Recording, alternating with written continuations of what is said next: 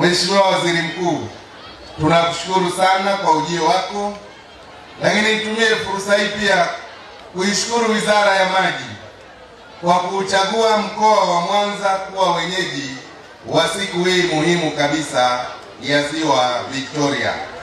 Mheshimiwa Waziri Mkuu, Ziwa Victoria katika mkoa wa Mwanza linayo 53% ya eneo la ukubwa wa square kilomita za mraba 25,000. Kwa hiyo wananchi wa mkoa wa Mwanza ni washiriki katika kuhifadhi, kutunza, lakini pia kutumia Ziwa Victoria. Mwaka 2021 serikali ya Dr. Samia Suluhu Hassan ilipokuja na mpango wa kuwainua vijana kupitia ufugaji wa samaki kwa njia ya vizimba, Ziwa Victoria lilikuwa na vizimba 259 kwa mkoa wa Mwanza.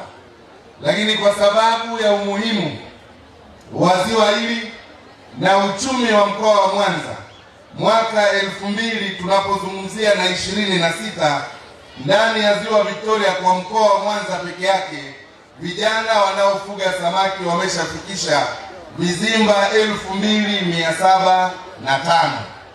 Kwa hivyo uchumi wa mkoa wa Mwanza unategemea sana uwepo wa Ziwa Victoria.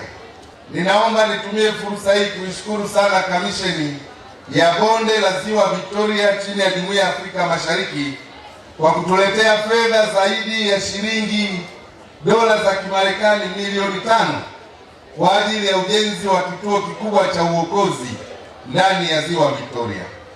Leo hii kitokea ajali, tunao uwezo wa kufanya mawasiliano, tunao uwezo wa kupeleka vifaa vya kisasa vya uokozi. Hii yote ni matunda ya uwepo wa Jumuiya ya Afrika Mashariki, lakini pia uwepo wa Kamisheni ya Bonde la Ziwa Victoria ya Jumuiya ya Afrika Mashariki.